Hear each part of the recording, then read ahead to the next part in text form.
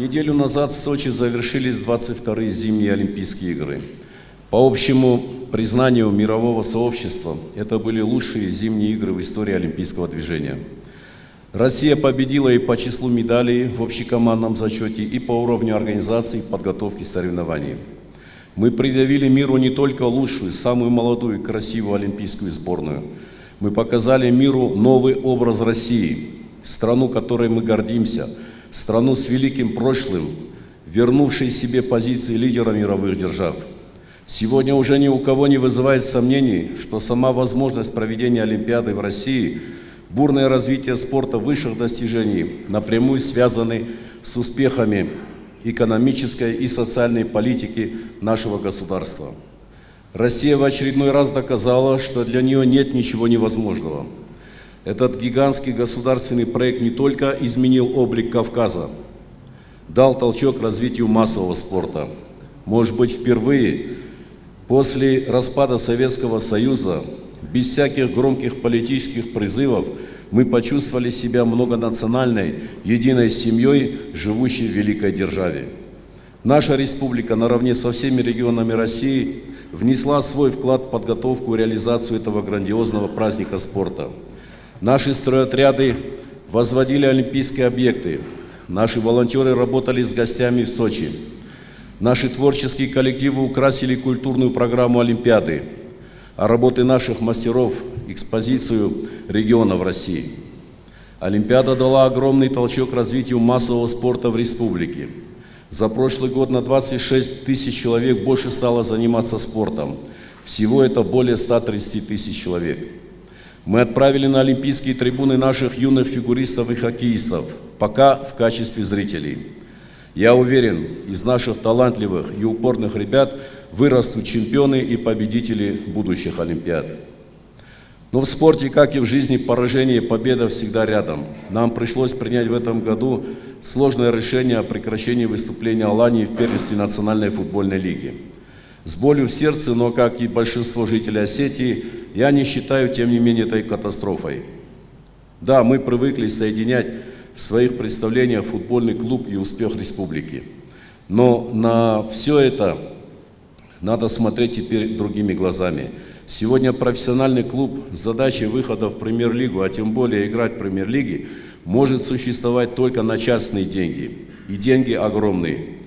Мы очень долго сопротивлялись реальности, удерживая Аланию в первенстве за счет бюджета, пока это окончательно не стало невозможным.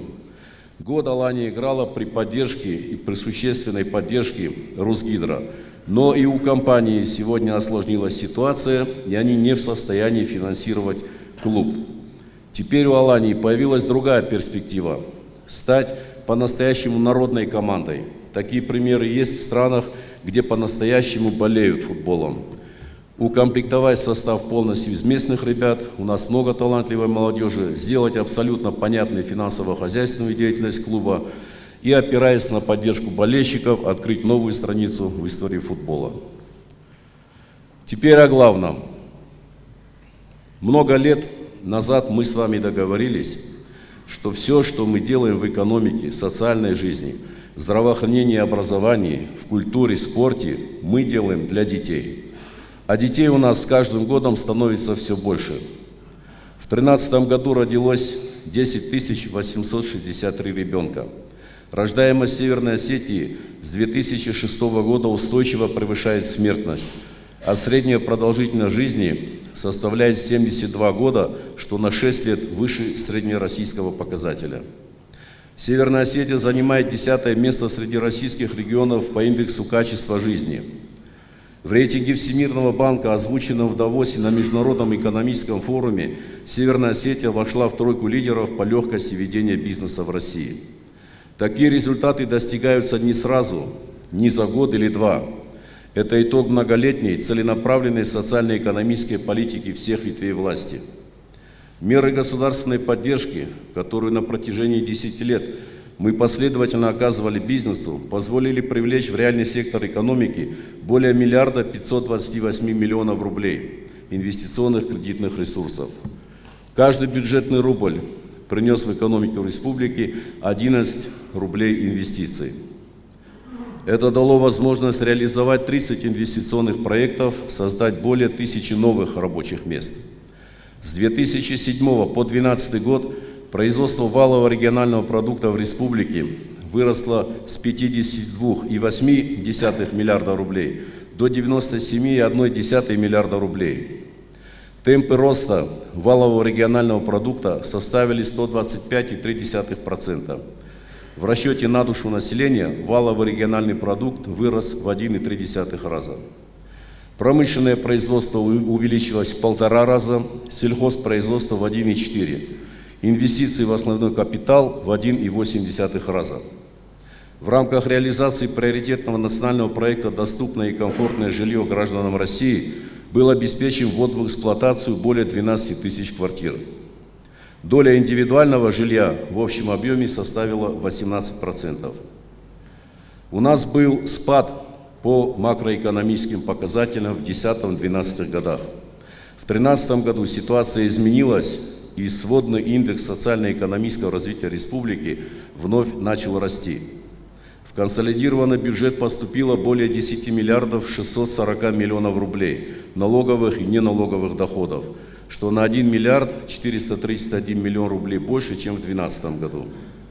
Мы наращиваем собственные доходы и опережаем среднероссийский окружной показатель по темпу роста собственных доходов. Это более 116% к уровню предыдущего года. Объем безвозмездных поступлений из федерального бюджета за 2013 год составил более 13 миллиардов 609 миллионов рублей. При этом дотационность республики снизилась.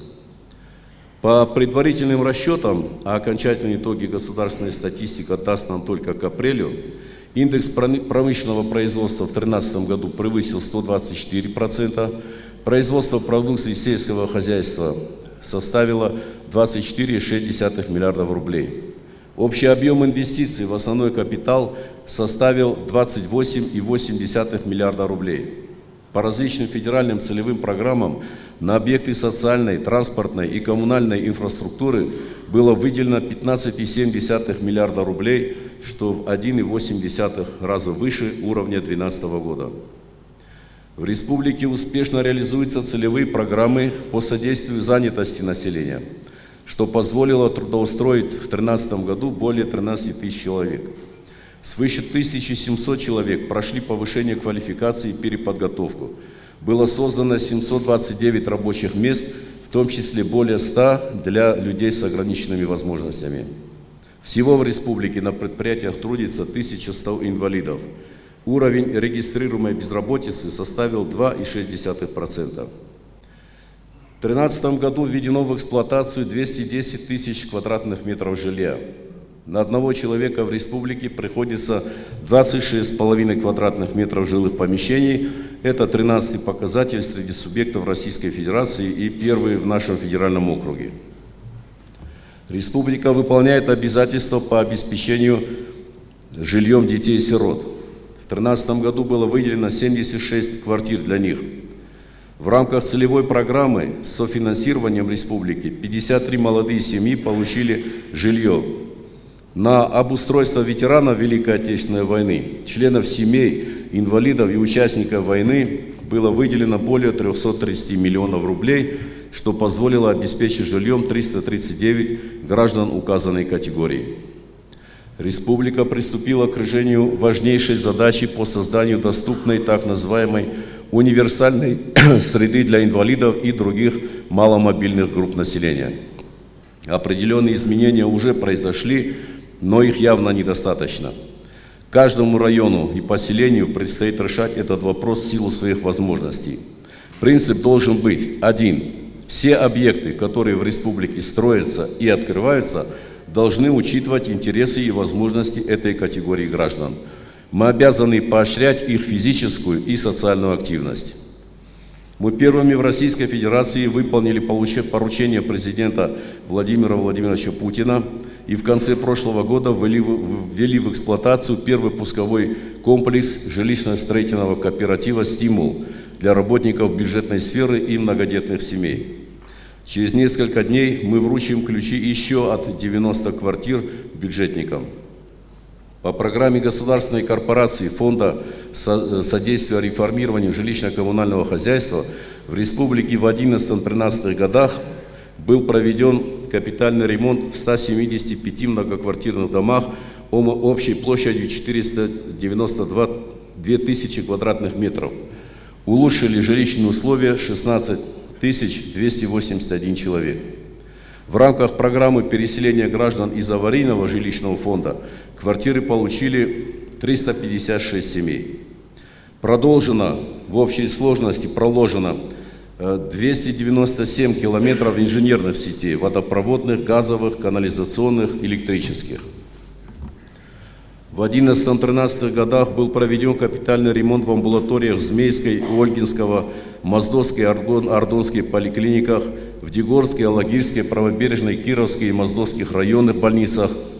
Во Владикавказе отремонтированы кардиологическое и родильное отделение РКБ, хирургический корпус КБСП и корпус детской больницы. Недавно мы открыли клинику глазных болезней, клинику матери и ребенка в Беслане. В системе здравоохранения республики расширяется перечень высокотехнологичных медицинских услуг.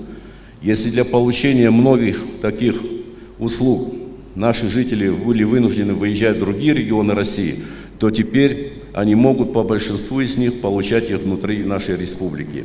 Это большой шаг вперед. По тем квотам, которые у республики есть, федеральные специализированные медицинские учреждения было направлено в прошлом году 5122 человека, из них 778 детей. Все сделанное в этой сфере сопровождалось организационными трудностями, поскольку эксперимент с передачей медицинских учреждений на муниципальный уровень себя не оправдал. Поэтому было принято решение вернуть систему в единую вертикаль. Главы муниципальных образований эту меру поддержали. В прошлом году мы открыли современную большую школу на 500 мест в Ордоне, детские сады на 340 мест во Владикавказе, уже в наступившем году в поселке Южный. В рамках реализации федеральной целевой программы развития физической культуры и спорта в Российской Федерации на 6-15 годы завершено строительство спортивного комплекса в селении Корзын, футбольных полей с искусственным покрытием в Моздоке и в Беслане площадью 7000 квадратных метров. Было построено и реконструировано более 50 километров автомобильных дорог, в том числе обход Беслана на автомагистрали Кавказ. В декабре прошлого года была открыта объездная автодорога вокруг Моздока из села Веселое. Главным источником финансирования этого проекта стал республиканский бюджет. Участок новой дороги в 15 километров, как и объезд вокруг Беслана, решают проблему транзитного транспорта, который идет из других регионов по югу России в сторону Чечни и Дагестана в Закавказье. Что касается участка автодороги в Моздок, которая проходит по соседней Кабардино-Балкарии, то я обратился к своему коллеге, руководителю Кабардино-Балкарии, с тем, чтобы совместно привести ее в нормальное состояние. В 2012 году был создан Дорожный фонд республики, чтобы содержать в надлежащем виде автомобильные дороги общего пользования, регионального и муниципального значения. За год за счет средств фонда было выполнено работ более чем на 980 миллионов рублей. В основном эти деньги были направлены на строительство, реконструкцию и ремонт дорог, соединяющих населенные пункты практически всех районов республики. Кроме того, в районы были направлены средства на содержание дорог местного значения. Более четверти дорожного фонда – 281 миллион рублей. И хотя Осетия – одна из самых обеспеченных твердым покрытием дорог в Российской Федерации территория, люди по-прежнему считают низкое качество дорог одной из главных проблем своих населенных пунктов. А это прямая ответственность муниципальной власти. Уважаемые депутаты, большая часть расходов консолидированного бюджета республики по-прежнему носит социальный характер. В общей сложности более 65% расходов. Больше всего средств, 31% мы потратили на образование, 16% на здравоохранение и 13% на социальную политику. В республике выплачивается 23 вида пособий и компенсаций ветеранам и инвалидам, семьям с детьми. На эти цели ежемесячно направляется 110 миллионов рублей. Около 200 тысяч жителей Осетии, это почти треть населения, в той или иной форме получают социальную поддержку. Мы выполнили положение майских указов президента России по повышению заработной платы работникам бюджетной сферы. На эти цели были направлены 1 миллиард 860 миллионов рублей. Это позволило довести среднюю заработную плату до уровня индикативных значений, установленных дорожными картами. Такие результаты были достигнуты на максимуме усилий, ценой сокращения многих запланированных расходов бюджета, урезания инвестиционной программы. Мы сохранили только те расходы, которые необходимы для получения софинансирования из федерального бюджета на различные программы. Я говорю об этом подробно, потому что вслед за повышением заработной платы уже в этом году во всех бюджетных учреждениях должны быть введены показатели эффективности труда, критерии оценки деятельности по конечному результату. В итоге мы должны получить другое качество услуг в образовании, здравоохранении, социальной сфере и так далее. И наше население должно убедиться, как говорится, на личном опыте в том, что это качество возросло. Руководители министерств лично будут отвечать за внедрение эффективного контракта с работниками подведомственных учреждений. Вы должны так объяснить его суть, чтобы люди поняли, что уровень их заработной платы теперь полностью зависит от конкретного трудового вклада в общий результат. Критерии оценки труда должны быть настолько четкими, а механизмы их применения настолько прозрачными, чтобы ни у кого не вызывало сомнений, почему вот этот специалист получает зарплату больше, чем его коллега.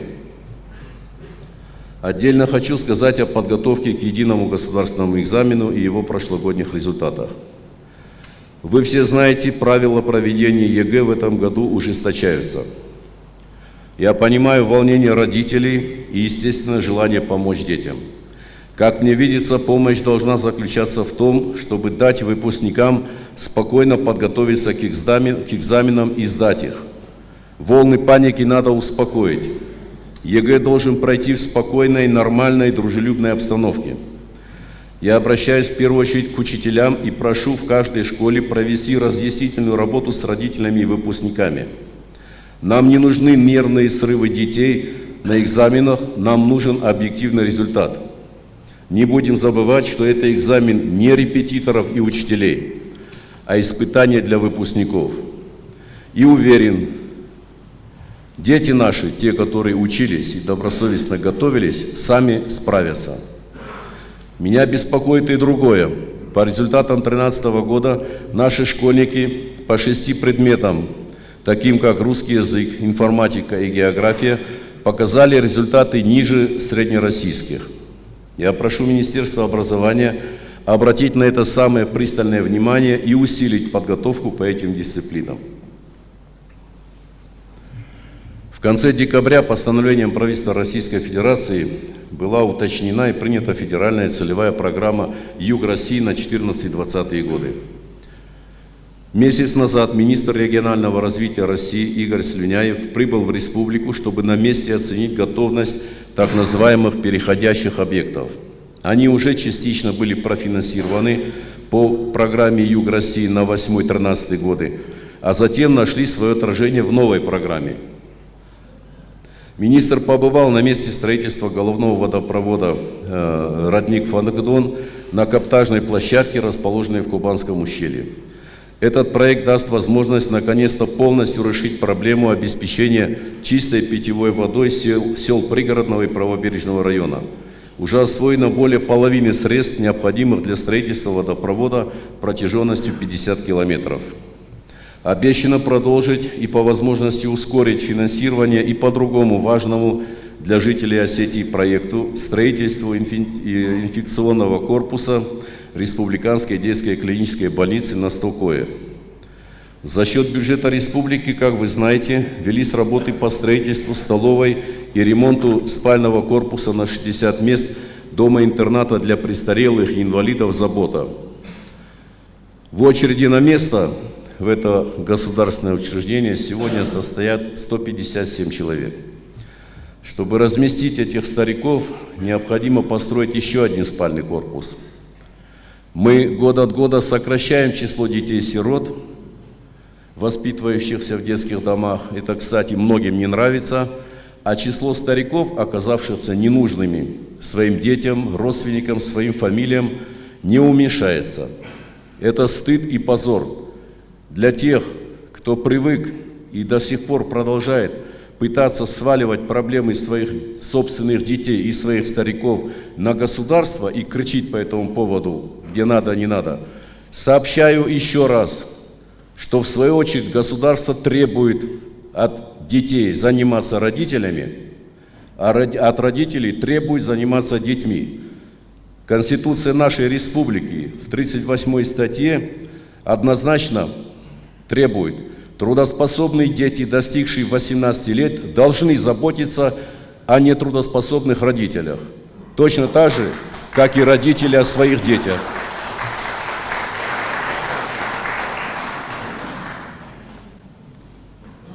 Но мы будем заниматься проблемами этих стариков. Еще одно важное событие состоялось уже в этом году при участии заместителя председателя правительства России, полномочного представителя президента в нашем федеральном округе Александра Хлопонина. Кстати, сегодня у него день рождения. Давайте пошлем ему отсюда наш горячий привет. Был открыт бизнес-инкубатор IT-парк «Алания». К 2016 году информационно-коммуникационный кластер должен включать не менее 300 высокооплачиваемых рабочих мест для специалистов в области информационных технологий. Новая структура, как правильно заметил полпред, может работать только в связке с существующими предприятиями ВПК, предприятиями наукоемкими по сути своей, они такими должны быть. Только в таком тандеме технологий и возможностей реального сектора экономики может быть настоящий успех. Сегодня возросшие издержки производства – это цены на энергоносители, транспортные расходы, зарплата, процентные ставки делают невыгодным производство для значительной части старых мощностей предприятий ВПК. Выход один – техническое перевооружение. На биноме «Радуги-Янтаре» реализуются проекты реконструкции производства. Мир ушел вперед. Новые методы и технологии должны использовать и мы. Недавно у меня состоялся серьезный разговор с главами районов и города. Итоги работы части муниципалитетов вызывают очень большие вопросы и по части формирования доходной части районных бюджетов, и по привлечению инвестиций. Из 22 инвестиционных проектов, претендующих на меры господдержки, 15 предложено Владикавказом. В государственной программе поддержки субъектов малого и среднего предпринимательства участвуют только Владикавказ и Алагирский район. Нет софинансирования из местных бюджетов федеральных целевых программ, в том числе программы обеспечения жильем молодых семей. Только в 3 из 8 муниципальных сельских районов республики, Алагирском, Дегорском, Кировском и в самом Владикавказе есть программы развития. Большая часть обращений и просьб, которые приходят ко мне от жителей республики, лежит в основе компетенции местной власти. Я провожу приемы граждан, и половина обращений касается личных проблем людей. У кого-то сгорел дом, кому-то нужна помощь на лечение. Мы каждый такой случай тщательно проверяем. Всегда стараемся решить проблемы инвалидов, детей, ветеранов, одиноких пожилых людей, малообеспеченных семей. На оказание адресной материальной помощи в 2013 году из республиканского бюджета было направлено 109 миллионов рублей. И лично я, и правительство, внедрившие в практику свою выездную работу в районах, будем и дальше продолжать это делать. Но только вместе с районной властью, но не вместо нее. Отдельный разговор о земле. Приведу цитату. Обострение земельного вопроса в Терской области в последнее время поставило население, в особенности туземное, почти в безвыходное положение. Наши земледельцы не подготовлены к ведению хозяйства и потому рады сбыть поскорее с рук свои земли. Другая же часть арендует земли у тех землевладельцев, которые, не занимаясь сами хозяйством и воздерживаясь пока от продажи, все свое благополучие стремятся создать на ренте. Самое главное внимание все-таки должно быть обращено на частновладельческие земли, которые для сельскохозяйственной эксплуатации являются наиболее пригодными. Это слова из статьи «Насущные вопросы» Коста Хитагурова. Как видите, земельный вопрос в Осетии и через 100 лет остается острым. Инвентаризация земель, которая была проведена по моему поручению, выявила, что из 87 тысяч квадратных метров земли, закрепленной за государственными предприятиями, в районные фонды было незаконно изъято и перераспределено 37 тысяч квадратных метров. Тоже касается и федеральной земли. И когда эти незаконно переданные в аренду участки начинают в установленном порядке возвращать государству, то здесь под окнами правительства в Владикавказе появляются делегации. Люди за справедливостью идут сюда, хотя этот вопрос совершенно очевидно только в компетенции местной власти, а не в компетенции правительства или главы республики. Северная Осетия – малоземельная республика. У нас каждый клочок пашни на счету и должен активно использоваться.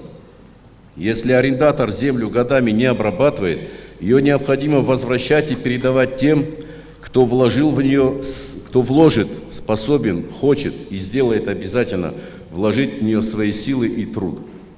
Но у нас практически все договоры аренды заключены на предельные сроки, на 49 лет, и не содержат никакой ответственности сторон, как будто эти бумаги враги народа составляли.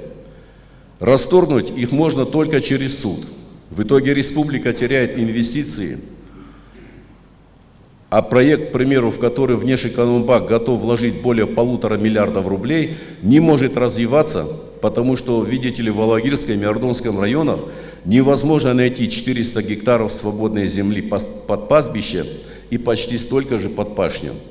Вся районная земля находится в аренде, которая, по сути, превратилась в собственность подчас бездарных хапуг. Арендаторы за землю не платят. Районные власти спокойно на это смотрят и не очень озабочены этими неплатежами, при том, что постоянно жалуются на скудность своего бюджета. Республика ежегодно недополучает десятки миллионов рублей. Я требую еще раз от глав районов очень серьезно, со всей ответственностью подойти к инвентаризации имеющихся земель. Теперь сами думайте, что делать. Нанимайте теперь юристов, сидите в судах, расторгайте договоры о аренде. Приводите в порядок вопросы землепользования. Я прошу и парламент республики тщательно пройтись и вернуться к тексту республиканского закона об особенностях регулирования земельных отношений в Республике Северная Осетия-Алания. В нынешней его редакции нет ясных различий между землями сельхозназначения и пастбищами. И эта лазейка дала возможность некоторым особо ретивым главам сдать в аренду пастбища наряду с пахотными землями. Это не просто бесхозяйственность, это попирательство традиций, уклада и основных принципов организации жизни нашего народа в сельской местности. Общинными пастбищами, а мы, тот, кто вырос в селе, знаем, что всегда ими на равных правах пользовались все жители. Это было гарантией выживания, потому что у каждой семьи была возможность держать скотину. У нас и сегодня более 60% сельхозпроизводства составляет продукция животноводства. Мы наращиваем поголовье, поддерживаем фермеров. Если наши предки в XIX веке положили в основу земельной реформы принцип общинного пользования пастбищами, то и нам в 21 веке надо сохранять эту традицию. Никакой даже призрачной возможности сдавать пастбище в аренду в законодательстве нашей республики, как мне кажется, не должно быть. Я прошу депутатов поддержать эту позицию.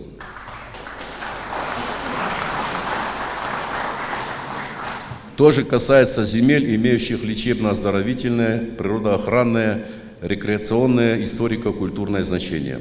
Мы уже сталкиваемся с попытками оформить эти земли или самовольно распоряжаться без всяких прав и документов. Уверен, все эти земли должны принадлежать народу республики. Они не могут быть проданы, сданы в аренду, взяты в оборот. Для них должен быть установлен особый правовой режим. Для этого правительству, парламенту, местному самоуправлению необходимо установить надлежащий порядок в отношении земель особо охраняемых территорий республиканского и местного значения. Я поручаю правительству республики продолжить совместную работу с районами по переходящим проектам, чтобы они были завершены согласно графику, а не превращались в долгострой. Нам надо заканчивать работы по строительству газопровода Бурон-Цей и Кобан-Даргавш, автодороги Комарт-Туркомплекс-Дигория. В Иравском районе готов проект газопровода Калух-Зинага. На этот год запланировано его строительство. В Моздоке в прошлом году мы дали газ в 5 сел для 2000 жителей. Помимо частных домовладелий, там газ получили фельдшерско-акушерские пункты, школа, детский сад. В принципе, мы можем говорить, за исключением отдельных точек, о 100% газификации доступной территории республики. Очень важный социальный объект – детский сад на 300 детей в селении Кизляр. В этом году все работы по нему должны быть завершены. В Федеральном министерстве спорта мы отстояли строительство физкультурно-оздоровительного комплекса в Моздоке. В 2013 году была построена школа в поселке Новый. Остались отделочные работы и в этой школе, и в Нижней Шанибе. Я вижу в планах на этот год почти в каждом районе оснащение энергоэкономичными осветительными приборами. И это тоже правильный шаг. Надо учиться экономить на всем, особенно в условиях дефицита муниципальных бюджетов. В первые дни года во Владикавказе был открыт новый многофункциональный центр по предоставлению государственных и муниципальных услуг. Он обеспечил доступ 20% горожан к получению этих услуг по принципу одного окна. На 2014 год запланировано мероприятие по развитию филиальной сети этих центров в районах республики. Я прошу глав районов проявить большую активность в решении и этой задачи. В 2013 году правительством республики была принята программа развития сельского хозяйства и регулирования рынков сельхозпродукции, сырья и продовольствия на 2014-2020 годы. В ней четко прописаны механизмы поддержки аграрного производства и социального развития села. Основной упор сделан на переработку, хранение сельхозпродукции, расширение рынков сбыта. Гранты на развитие получили 41 начинающий фермер. Было создано 9 новых семейных молочных ферм. 7 проектов агропромышленного комплекса вошли в число получателей государственной поддержки. В республике продолжилась реализация крупных инвестиционных проектов, в том числе строительство зернохранилища мощностью 102 тысячи тонн с общим объемом инвестиций более 440 миллионов рублей. Было приобретено оборудование для модернизации и расширения племенного птицеводческого производства. Объем привлекаемых заемных средств составил 110 миллионов рублей. Общий объем инвестиций по проекту машинно-технологическая станция Северостинская составил 185 миллионов рублей для приобретения 15 новых зерноуборочных комбайнов. На 2014 год запланировано строительство еще одного зернохранилищного комплекса и фруктохранилища. Я рекомендую правительству уделить особое внимание реализации программы мелиорации сельхозземель. Проблема очень острая, и без ее решения нам будет трудно говорить об интенсивном развитии нашего села. Завершая тему, хочу напомнить банальную вещь. Республика состоит из Владикавказа и 8 сельских районов. Больше ни из чего. Муниципальная власть юридически является самостоятельной частью системы государственного управления. Но это не значит, что муниципалитеты могут существовать вне общего контекста за скобками.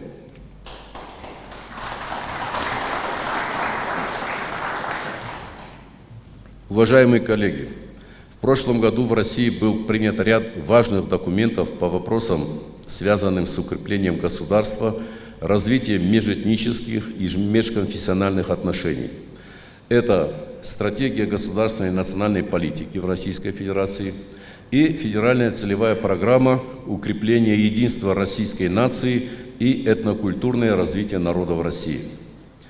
В республике также принята и реализуется программа развития, направленная на поддержание стабильности в межэтнических и межконфессиональных отношениях. Мы много сил потратили на то, чтобы создать на этом направлении большой запас прочности. Этим занимались и наши предшественники. Это всегда было в центре внимания всех жителей Осетии и сотню лет назад. И мы никому не должны позволить его ослабить. Северный Кавказ сегодня это территория, чьи социально-экономические проблемы, реально существующие, недруги России открыто используют для разжигания различных исторических обид и претензий. Это прямой путь проникновения в нашу страну разного рода радикализма и экстремизма, конфессионального, этнического, политического. Северная Осетия вместе с другими субъектами Северокавказского федерального округа, вместе с руководством округа противостоит этой угрозе. Мы должны ясно понимать и учитывать все эти непростые, но реально существующие обстоятельства в своих оценках событий и решений, связанных с политической ситуацией в регионе. В ближайшие годы в регионе неизбежно возрастает роль представительных органов власти и общественных объединений. А это значит, что еще больше ответственность ляжет не только на депутатов парламента республики, представительных органов муниципальных организаций, но и на сами политические партии и их сторонников. В последние годы в Северной Осетии был накоплен определенный опыт партийного строительства и жесткой политической борьбы. Он свидетельствует о становлении и развитии гражданского общества, о соблюдении закона как неизбежного спутника свободы. Такой свободы, которая не является ни произволом, ни анархией, ни безрассудством, а отражением и отношением каждого человека к обществу, а общества к человеку. В решении важных для республики и страны вопросов депутаты парламента, как правило, проявляют хладнокровие и профессионализм. Уверен, и в будущем наши политические партии и объединения будут действовать также взвешенно и мудро, решая проблемные ситуации открыто и сообща. Именно это необходимо сейчас Осетии.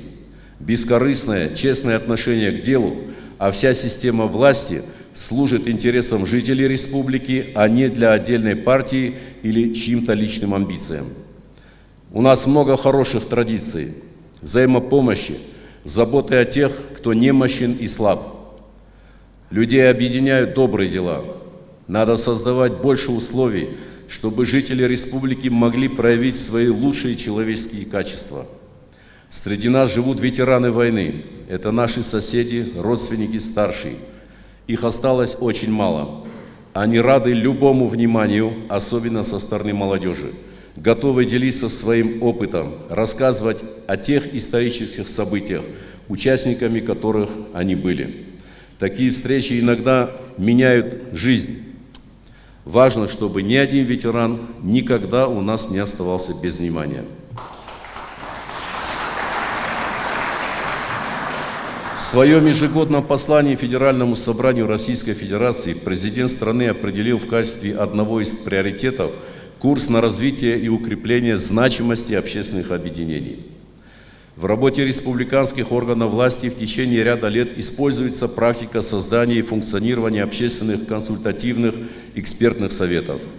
В Северной Осетии при поддержке Северокавказского федерального округа создан экспертный клуб «Казбек». Сформирована крепкая по своему составу представительная общественная палата. Надеюсь, что все эти структуры будут соответствовать высокому уровню предъявляемых требований.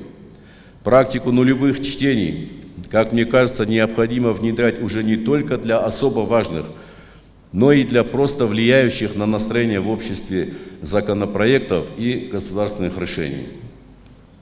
Один из недавних примеров касается проблемы продажи насвая и энергетических напитков несовершеннолетним детям. Сигнал о том, что в республике сформировалась целая подпольная сеть по торговле официально запрещенной в России табачной смесью, пришел ко мне из молодежной среды.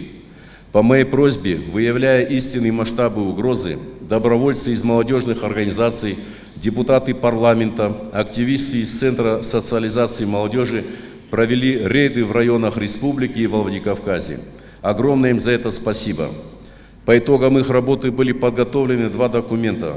Проект федерального закона об ограничениях розничной продажи и потребления безалкогольных энергетических напитков, а также проект изменений в Кодекс Российской Федерации об административных правонарушениях для ужесточения наказания за оптовую или розничную продажу насвая.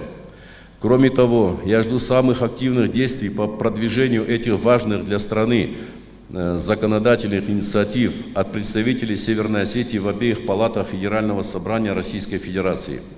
И депутаты Государственной Думы от республики, и сенаторы от республики должны объединить свои усилия для решения этой задачи. Еще один вопрос, требующий согласованных действий от группы наших депутатов и сенаторов, это судьба клиентов Банка развития региона, как физических, так и юридических лиц, представителей малого и среднего бизнеса. Эта волна, как мы видим, прокатилась и продолжает нарастать по всей стране. Но наша забота – это наши жители. Существующая редакция федерального закона о страховании вкладов позволяет принимать спорные решения, часто не в интересах вкладчиков и клиентов банка. Нам необходимо сделать все, чтобы их интересы были защищены. Я прошу парламент попытаться, если это возможно, а я думаю, это совершенно реально, предложить необходимые изменения в федеральный закон, а депутатов Госдумы и сенаторов приложить все силы, чтобы эти поправки были приняты. Я уверен, что для каждого представителя нашей многонациональной республики, в каком бы городе или стране он ни жил, где бы и в какой бы должности ни работал, большая честь сделать что-то полезное для Осетии, для своего народа.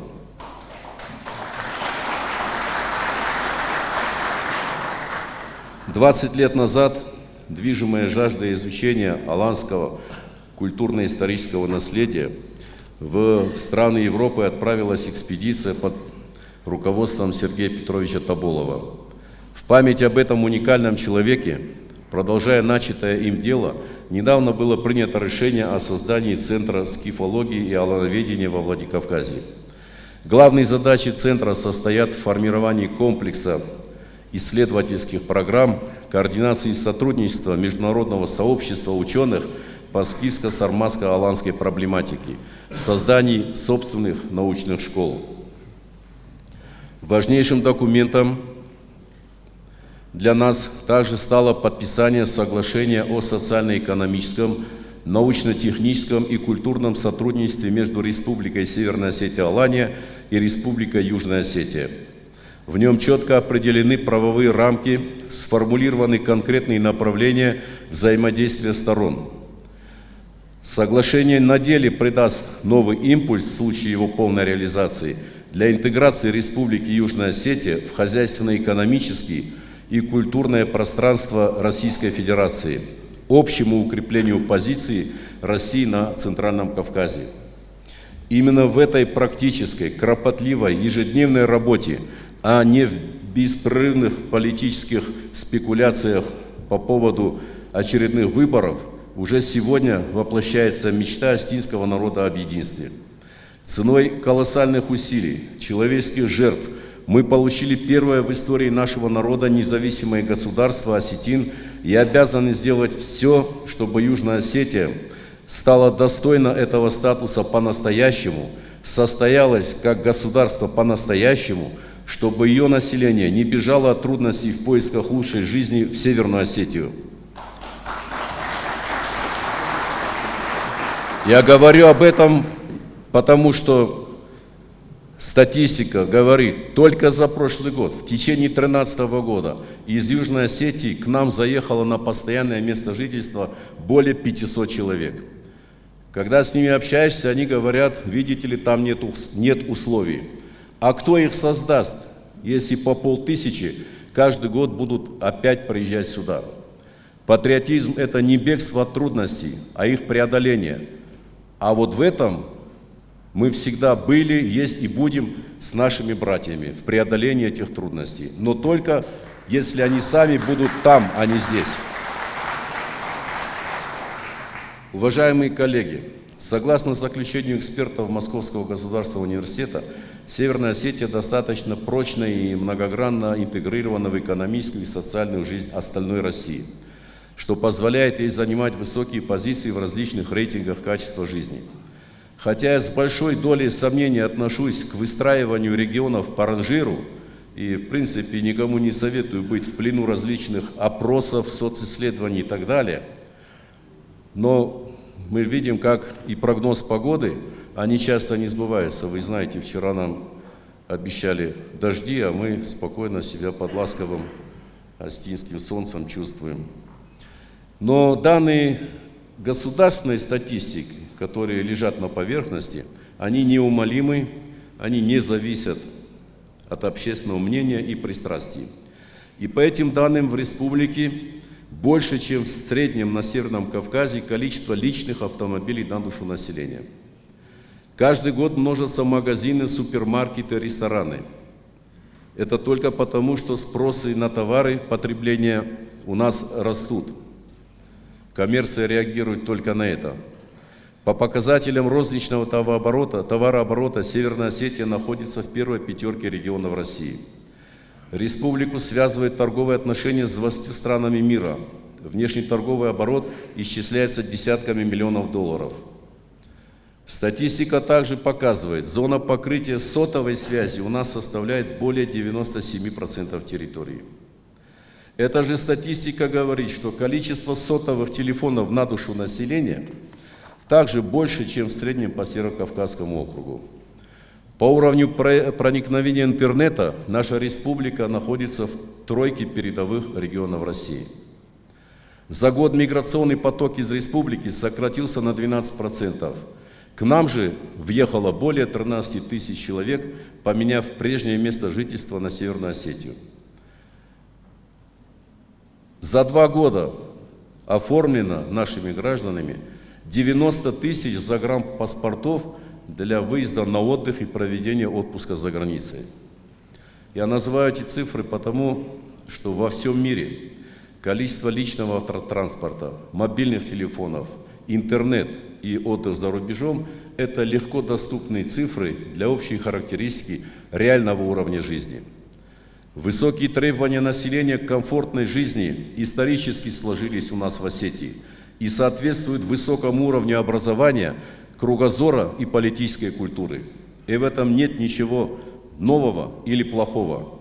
Наши жители, бывая во многих странах мира, сравнивают уровень услуг или городской инфраструктуры нашей с тем, что они видят не только в Москве или Питере, но и с тем, что они видят в передовых государствах. И это может быть только стимулом для развития.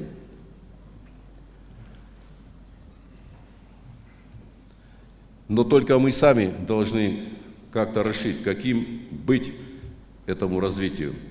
Прогнозы экономического развития в России и в мире, как вы сейчас видите, опять пессимистические. По сути, мы находимся на развилке. Осетия может продолжить медленное, но устойчивое движение вверх или рискнуть и сделать серьезный шаг вперед. Естественно, шаг осознанный, выверенный, просчитанный. Впервые республиканский бюджет на 2014 год и плановый период до 2016 годов сформирован на основе государственных программ, что позволяет нам иметь сбалансированную стратегию действий на несколько лет вперед. Бюджет при этом четко сохраняет свою социальную направленность. Экономическими и финансовыми факторами, обеспечивающими процесс развития, становится рост инвестиций в регион, подъем промышленного и агропромышленного производства, повышение налогового потенциала, культуры производства и бизнеса. На данный момент увеличение производства в основном поддерживается за счет реализации инвестиционных проектов с участием государства, субсидирования сельского хозяйства, повышение зарплат работникам бюджетной сферы. Поэтому для нас очень важно найти источники стабильного экономического роста в негосударственном секторе экономики. У инвесторов еще сохраняются страхи перед работой на не очень понятном и не очень спокойном Кавказе. Страхи эти, как все мы знаем, часто надуманы и преднамеренно нагнетаются. За последние годы мы приложили немало усилий для поддержки предпринимательства, приоритетной для Северной Осетии сферы деятельности. В республике действует 1,5 десятка форм господдержки малого и среднего бизнеса. Мы облегчили инвесторам вход в экономику республики, упростили многие процедуры, снизили налоги. И все же явного результата не достигли. Образно говоря, мы открыли двери, постелили дорожки, а инвестор все не заходит. И просто так он и не зайдет. Его надо активно искать, убеждать, поверить в нас как надежных компаньонов. За инвестором надо ухаживать как за девушкой, чтобы убедить его прийти, интегрироваться в экономику именно нашего региона. Необходимо ввести персональную ответственность за конкретный результат работы госслужащих, занимающихся этим важнейшим сегментом экономики, а также, опять повторяю, глав местного самоуправления. А в экономике в целом, это ключевое звено в работе правительства, тоже надо навести порядок, имея в виду стиль и методы работы всего правительства. Пока же все полезные функции министров часто сводятся к написанию отчетов. Отсутствует координация, нет системности, каждое ведомство варится в собственном соку. А должен быть тщательный анализ, ежедневный разбор полетов, непрекращающийся мозговой штурм, моделирование ситуации при различных вариантах ее развития. У нас есть общая стратегия, определены индикаторы, а мы тихо к ним ползем из года в год, и так не годится. Темпы развития регионов, естественно, таких как у нас, зависят не от запасов природных ископаемых, а от способности управленцев на местах продвигать свои идеи и инициативы как в сообществе предпринимателей, так и во власти. По моему мнению, правительство недостаточно использует в своей работе потенциал выставочной деятельности, изучения передового опыта в различных отраслях. Кроме ежегодного участия в Сочинском, Питерском, иногда в Красноярском форумах, нет никакого общего плана участия в других важнейших мероприятиях даже на ближайший год. Нам необходимы новые технологии, обеспечивающие эффективные рабочие места. При этом основной акцент должен быть сделан именно на поддержку малого и среднего бизнеса. Проблема органов госвласти, отвечающих за развитие предпринимательства, в том, что часто вся их деятельность сводится к раздаче бюджетных денег. Проводился анализ того, насколько эффективно используются эти финансы, сколько бизнес-структур в действительности было создано благодаря господдержке, и, что еще важнее, сколько из них выжило и продолжает активно работать и развиваться. Ответы на эти вопросы пока мы слышим только от правоохранительных органов, которые нам сообщают о том или ином факте, как на семейные нужды вместо вложений в предприятие тратятся наши государственные деньги. Какие именно сферы бизнеса необходимо поддерживать, развивать в республике? Как они перекликаются с приоритетами, которые определены стратегической линией развития Северной Осетии? Допустим, с тем же туризмом. Какие еще институты поддержки можно было бы создать в республике или привлечь извне? Как складываются наши взаимоотношения с Российским фондом прямых инвестиций и Российским венчурным фондом? И что мы собираемся сделать, чтобы обеспечить бизнесу доступ не только к кредитному, но и к акционерному и венчурному капиталам? У нас нет четких ответов, а они нам нужны, и нужны уже в виде реальных результатов. На этом направлении система управления должна быть полностью перестроена вплоть до организационных и кадровых решений. Важнейшим инвестиционным проектом республики является Мамисон. В реализацию этого проекта многие до сих пор не верят, впрочем, как не верили когда-то и в Сочинскую Олимпиаду. Но он будет реализован. Проделана огромная работа, подведена практически вся инфраструктура курорта. Теперь Мамисон становится проектом федерального уровня. Но это не значит, что туризм в республике – это только Мамисон и все. Есть много других направлений в этой сфере, которыми надо активно заниматься. В советское время, когда Висбор сочинял свой цейский вальс, потоки туристов в Осетию измерялись миллионом, как бы сейчас сказали специалисты, человека-дней. Была система профсоюзного отдыха, пионерские лагеря. В таком виде этого, конечно, не восстановить. Теперь выстроена другая, коммерческая система путешествий и туризма. а мы в ней никак не участвуем, надеясь на единственный проект, реализация которого приведет к нам туристов самотеком. Поверьте, не привлечет, если мы не будем с потенциальными туристами работать уже сегодня. Если не будем формировать костяк управляющего и обслуживающего персонала, обучать гидов. Только планируется создание рекреационной карты республики, одного из базовых для этой отрасли документов. Нет эффективной работы по созданию республиканских туристических маршрутов, а те, что есть, никак не продвигаются на российском рынке туризма. Не развивается культурный, событийный, этнический, деловой туризм. А ведь именно на этих направлениях мы можем получить уникальное конкурентное преимущество. Я жду от правительства самой активной работы в этом направлении и конкретных предложений.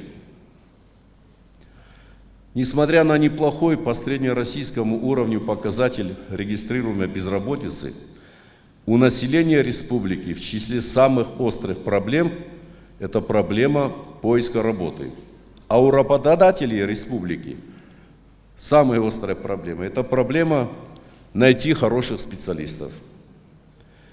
Предприятиям промышленности не хватает уже не только токарей, фрезеровщиков, слесарей, сварщиков, но и инженерных кадров. Кадровый голод сейчас испытывают все сферы народного хозяйства. В здравоохранении недостаток, например, ревматологов, анестезиологов и других. В образовании, где около пятой части педагогического состава это пенсионеры, дефицит физиков и математиков. Сегодня практически каждый проект в республике спотыкается о простой вопрос: а кто будет работать, где брать достаточно солидные для этого кадры? Кадры, которые каждый год во множестве выпускаются в наших вузах. Все это говорит о неэффективном регулировании рынка труда, неспособности среднестатистического выпускника нашего вуза соответствовать растущим требованиям работодателей. Именно работодатели, а не блат, как по инерции говорят, или родственные связи, будут решать, кого возьмут на работу, а кого нет. Сегодня работодатель ждет эффекта и результата, и ему не важно, из какого ущелья ты и сколько у тебя в кармане дипломов. Покажи, что ты можешь принести фирме пользу, и ты будешь работать. Кроме того, у каждого министерства и ведомства должен быть внятный ответ, какова потребность подведомственной отрасли в специалистах, каких специалистов, где их взять, почему они должны прийти работать именно в эту отрасль, за какую идею, на каких условиях. Это касается и администрации главы правительства республики. Мы пользуемся остатками советской кадровой системы. Людей не хватает и по горизонтали, и по вертикали, от исполнителей до руководителей. Особенно на государственной службе, куда, к сожалению, далеко не всегда приходят работать интересные и энергичные люди. Они и не придут, если задачи, которые ставят перед ними органы исполнительной власти, не поменяются. Чем они сегодня заняты, наши госслужащие?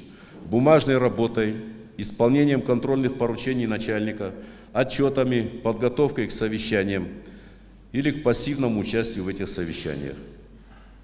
Это монотонная, неинтересная работа, на которой нормальный, энергичный молодой человек скоро угасает.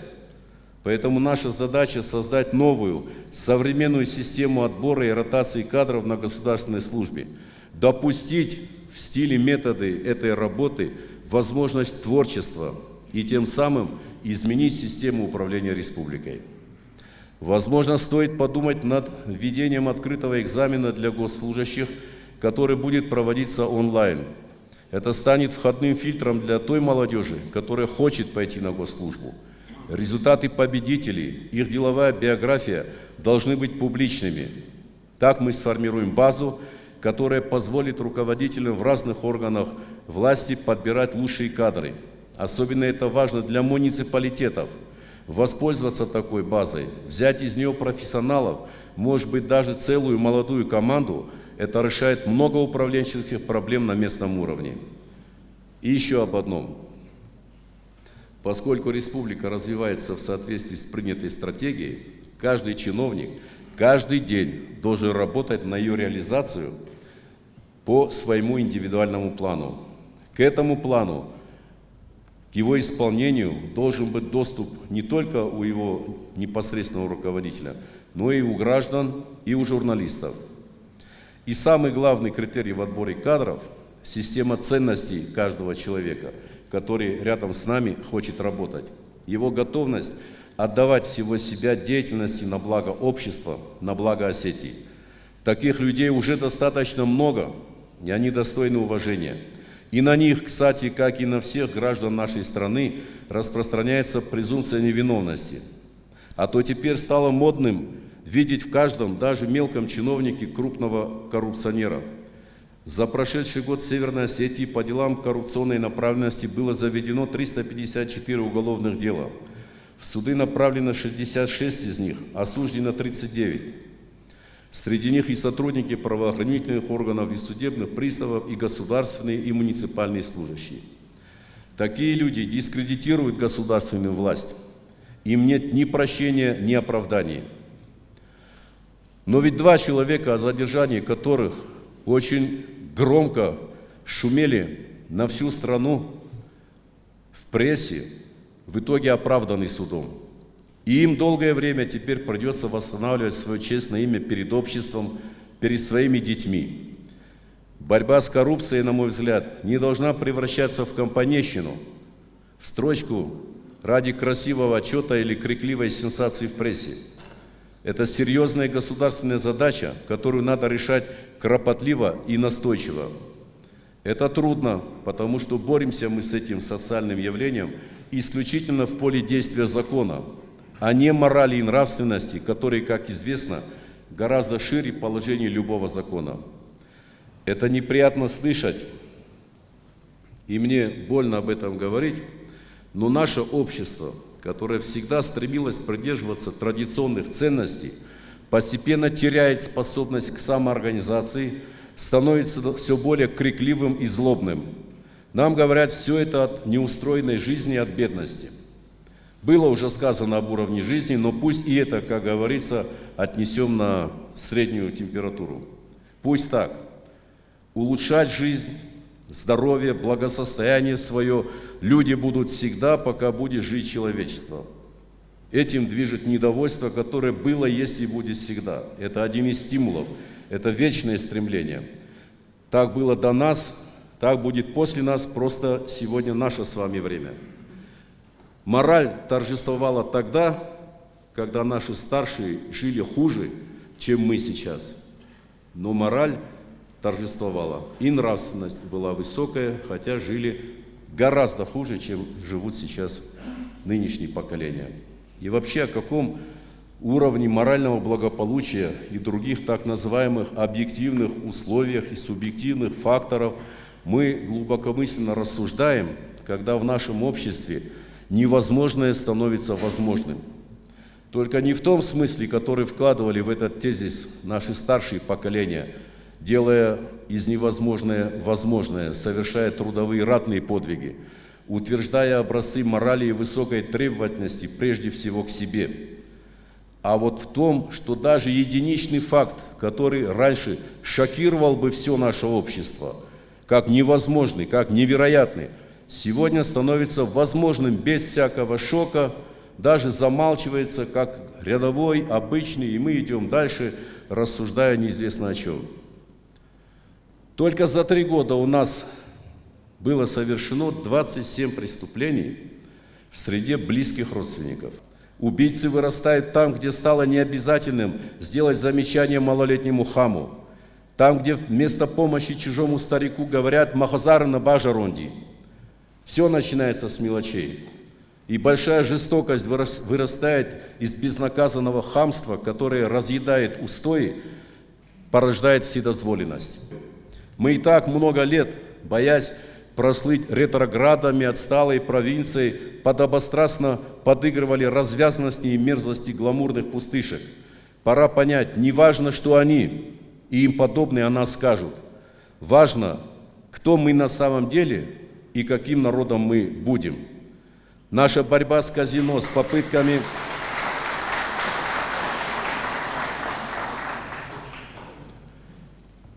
Мы должны верить в свои силы, потому что, помните, и борьба с казино, и с попытками проводить конкурсы красоты среди малолетних девочек, и многое другое, которое мы пресекли под визги и крики всякого рода либералов, показали, мы можем и добьемся успеха, если будем вместе и настойчиво идти к цели. У нас же есть ориентиры, их не надо искать. Жестокие ветры истории не смогли столкнуть наш народ в пропасть забвения. Мы падали, нас пытались уничтожить, но мы всегда поднимались и шли вперед. Свыше 200 наших предков были награждены Георгиевскими крестами за храбрость и мужество, верность воинскому долгу в составе Остинского дивизиона за военные действия на Балканах. Об осетинах легендарный генерал Скобелев писал: «Этот народ заслуживает из ряда вон выходящей награды за свою безупречную, безграничную храбрость». И в великую победу к 70-летию, которой готовится вся страна, Осетия внесла свой достойный вклад.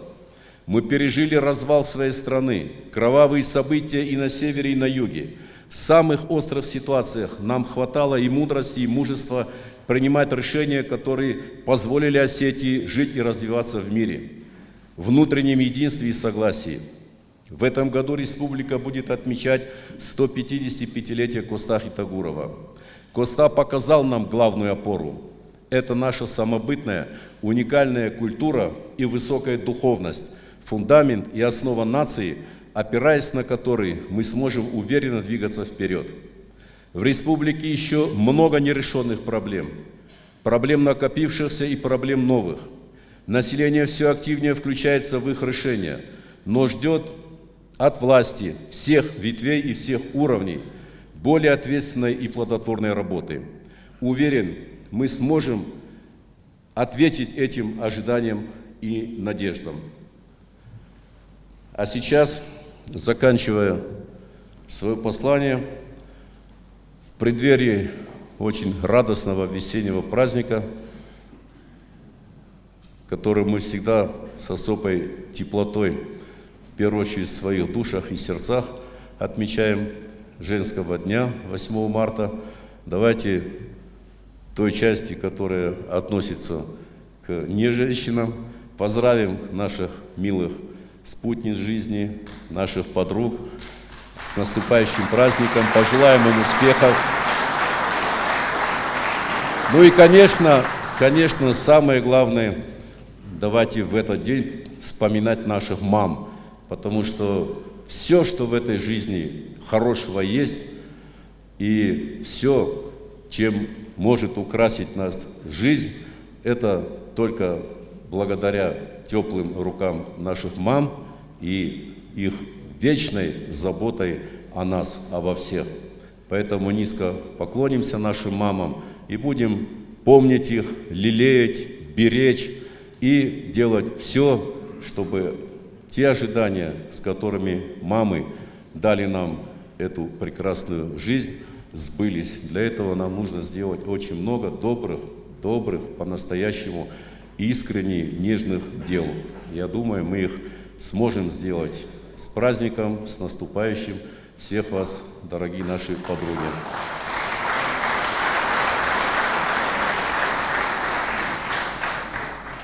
Теперь несколько слов за текстом послания. Я его закончил. Спасибо за внимание. Я хочу высказать несколько соображений по поводу того, что происходит на Украине. Я получаю все эти дни многочисленные звонки, телеграммы от наших граждан, объединений, партий. Они подают нам сигнал, что мы должны ярко, громко, внятно и однозначно высказать позицию жителей Северной Осетии по поводу того, что происходит на Украине. Я вот здесь, Георгий Калоев, наши ребята уже там побывали на местах, посмотрели, мы разговаривали по телефону. Там понятно, что это внутреннее дело Украины как государства, как говорится, не будем здесь делать дипломатические выверенные по этому поводу слова. Нам ясно одно.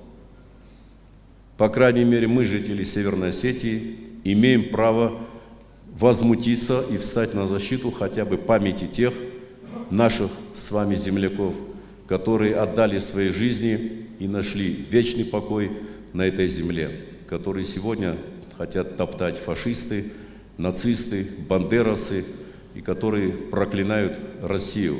К сожалению, к этим воплям подключилась опять вся либеральная западная общественность. У меня есть личный опыт общения с ними. Поверьте мне на слово, все эти представители ОБСЕ, еврочиновники, евробюрократы и евромерзавцы, они мне лично знакомы. В разгар войны здесь, в августе 2008 года, они приезжали сюда ко мне, строили глазки, рассуждали о высших ценностях, связанных с целостностью Грузии, о том, что там демократически всенародно избранный Саакашвили, и наши усилия являются покушением на высшие ценности. У них холодные, как у акулы, глаза, безжалостные. Я им говорю, пока мы здесь с вами болтаем, там уже в эту минуту уничтожаются дети, старики, женщины, они изгоняются, их это не интересует. Тогдашний министр иностранных дел Франции приехал сюда на 2 часа и пытался мне тоже рассказывать эти сказки о высших ценностях. Я ему сказал, давайте так, вы не обязаны мне верить на слово. Садимся в машину и едем. Это была ночь глубокая. Я его вывез туда в лагерь под Алагиром, где мы с колес принимали автобус за автобусом детей, покалеченных людей, стариков, женщин, заводили их в палатки, они получали первую медицинскую помощь. Я говорю, вот поговори с ними, вот они. И в этой темноте, под фонарями, ему они все рассказали. И о демократии, и о всенародно избранных президентах, и праве нации на самоопределение, и все. И он, улетая в аэропорту, мне сказал, спасибо тебе, Таймураз, я поменяю, насколько это возможно, текст соглашения Саркози с Медведевым. Если бы я этого не видел, к сожалению, я бы был с другим настроением. Вот они какие учителя наши, разносчики демократии. Они за права гомосексуалистов закидают любую страну любыми бомбами.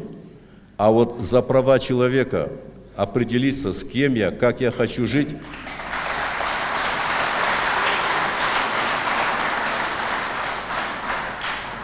им на это совершенно наплевать. Поэтому, мне кажется, правильно поступили те, которые уже сегодня приняли решение в той или иной форме поддержать юг Украины, в частности, крымчан. Я знаю, что уже многие готовы перечислить личные средства, заработную плату. Есть другие формы, которые формулируются в этих предложениях. Мне кажется, это надо сделать, это наш долг, это наш долг осознанный.